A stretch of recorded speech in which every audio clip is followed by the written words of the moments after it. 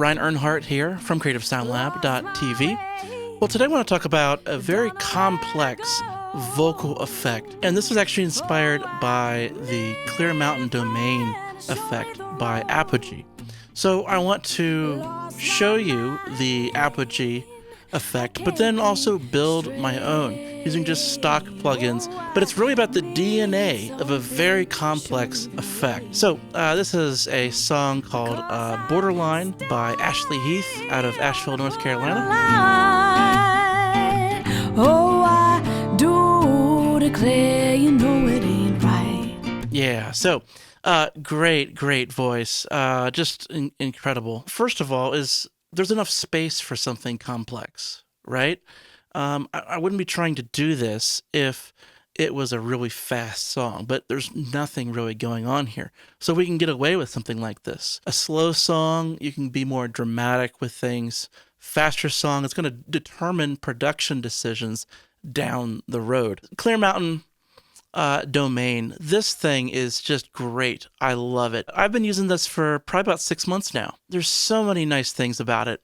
Basically what we have is a delay feeding reverb, and then you get a mixer of that stuff. So it's a delay into a reverb, and then it's a mixer. It's a little more complicated than that because it's actually 3 different reverbs, and it has a modulated delay, and we can, do some other tricks, like we can EQ the input, we can DS the input, which is so handy. Really, really well thought out. You can very quickly kind of work and get very, very complex effects. Depending on what we want to do, we can just send it directly into the different reverbs. So this is reverb 1, 2, and 3. Or we can feed the delay into those reverbs, or a combination of both. And then we have the mixer. And this is my short reverb. This is a medium reverb. This is kind of a long reverb. And then we have the option to actually bring in the dry delay sound and the pitched delay sound. This is a combination of the delays going into each of these reverbs. Lost my way, don't know where to go. Oh, I need a friend, show me the road.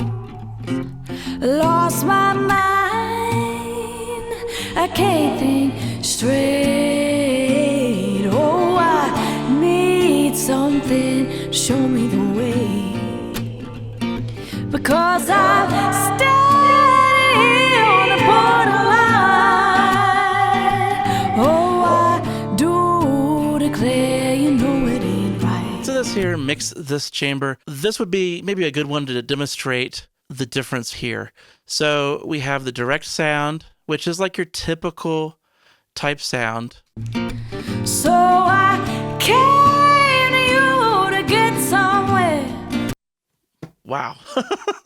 That sounds great. I mean, just the raw sound. I'm really impressed. Like, this reverb is just very tasteful. Like, some of this is a little brighter than I would have expected, but by the time you get to work with this and mix with it, it actually works. Like, it works really well, and it's the kind of effect that it has a tonality where you can kind of have it tucked down in the mix.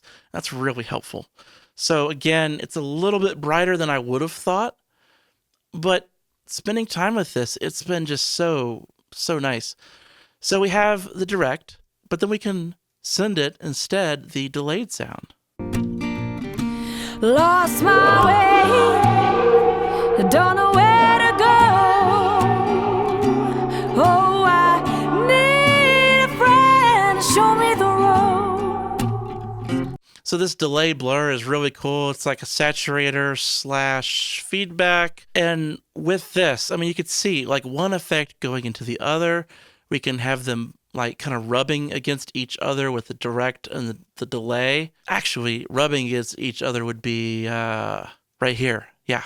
So we can have the delay and the pitched delay. And so then they're actually going to rub against each other, the pitched. Depending on how far we take things over here, it'll kind of create some friction between the dry delay and the pitched delay. Again, like this is like just a very raw approach to like the building blocks of all these things and it's just in one plugin. So you can very quickly get to everything. Let's check out this delay. So let's just listen to this, show you what that sounds like. Lost my way, don't know where to go.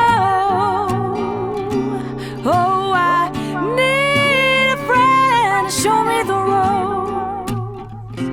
Lost my mind, I can't think straight. Oh, I need something to show me the way, because I'm standing on the borderline. We can actually learn a lot just by observing what Bob Clearmountain has designed in his ideal tool.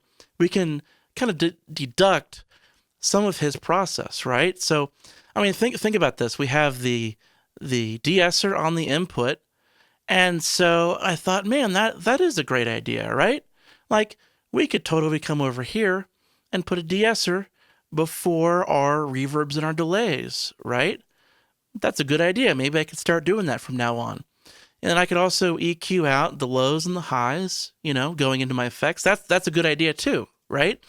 Then we can spread our delays a little bit. I mean, that's not exactly new, but it's super handy that it kind of like splits just with one mouse move. Some more EQ, saturation, right? Like that's a good tip. It's kind of like compressing the delay and adding some kind of harmonic flavor. Then it's just so complex.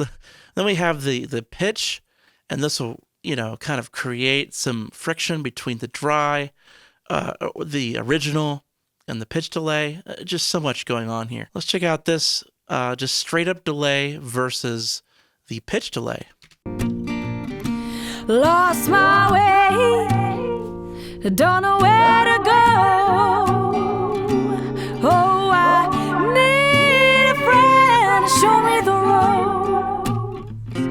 Lost my mind, I can't think straight. Oh, I need something to show me the way. If you go 100% wet, you don't really hear the effect. The effect is best done with kind of a mix of the two, the original and the pitched. So that's kind of our first building block, but then it goes into the 3 different reverbs. And this third one has a few different options as well. What I kind of did is I built it starting with this Apogee Studio. It's kind of my glue, my short reverb that kind of glues the track in. Don't know where to go. Oh, I need a friend to show me the road. Now I can add in some more complexity to it. You can do kind of the 2 reverb trick where you have a short and a long. Lost my mind, I can't think straight. Oh, I need something to show me the way, because I'm standing on the borderline. That is sounding great, but it's fairly simple. The real complexity happens when we stack different effects. We go from an EQ that preps the signal of any de-essing, things like that are annoying, goes into a delay, goes into saturation, and it kind of feeds back. It then goes into modulation, then goes into reverb, which kind of disguises the delay so it doesn't sound like it's going up, up, up, up. This is very complex when you add in the layers here. So let's do that. Let's add in some of the delayed and the pitch into the first one. Lost my way, don't know where to go. Oh, I need a friend to show me the road.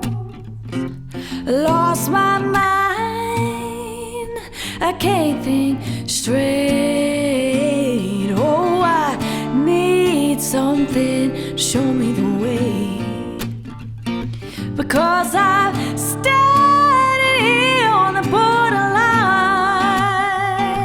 Oh, I do declare, you know it ain't right. So I came to you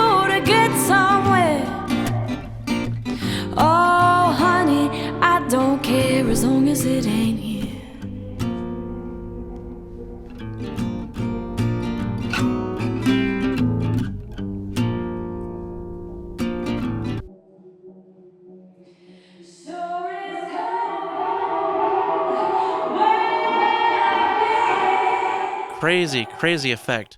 Really, really long.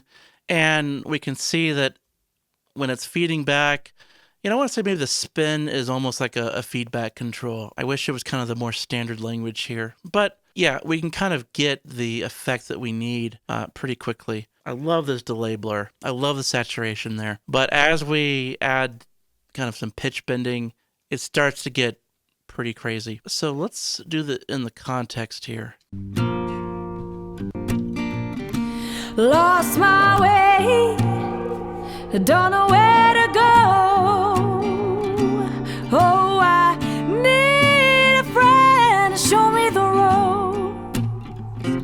Lost my mind, I can't think straight. Oh, I need something to show me the way. Yeah, and that might be a little much, but what we're doing is, creating something that's complex. It's not going to sound like a delay where, it's just this obvious thing, but it's this very kind of spooky thing that kind of creates a bed of ambience. So let's try to build this from scratch and see how close we can get. I have a EQ to kind of prep the signal going in, a de-esser. Then I have a delay. I don't even know what this is, really. I mean, I've never used some of these stock plugins, but feedback, I'm trying to kind of do like a dotted quarter kind of thing. Then I have a saturation or distortion. Then I added some chorus, a flanger, and then finally the reverb. So this kind of disguises the delay. Let's see how this sounds. Lost my way, don't know where to go. Oh, I need a friend to show me the road. Lost my mind, I can't think straight. Oh, I need something to show me the way. Because I've standing here on the borderline. Oh, I do declare, you know it ain't right. So I came to you to get somewhere. Oh, honey, I don't care as long as it ain't here. It's definitely a different tonality, but it's still really cool. So again, kind of the lesson that I want to really drive home is that as you're learning new gear, as you find something new, you can make observations about how it's designed, and you can actually say, wow, like there's actually some thinking behind this that, okay, like there's kind of this technique of putting a de-esser, then a delay, and then a reverb, and kind of reverse engineering the thought process behind that. Not that you need to do the Clear Mountains domain. By the way, if there's a link in the description if you want to grab it. But this is kind of the idea behind a really complex effect. Clear Mountains domain, it gets you the effect very, very quickly. And I mean, I've been using this for months. It's awesome. So definitely really great. But it's fun to see how close I could get with just standard effects, stock things in the DAW. So yeah, let me know what you thought of this. We'll be hanging out. Comments below. Lost my way, don't know where to go. Oh, I need a friend to show me the road. Lost my mind, I can't think straight. Oh, I need something to show me the way. Because I'm standing here on the borderline. Oh, I do declare, you know it ain't right.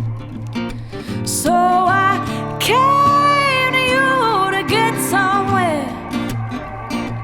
Oh, honey, I don't care as long as it ain't here.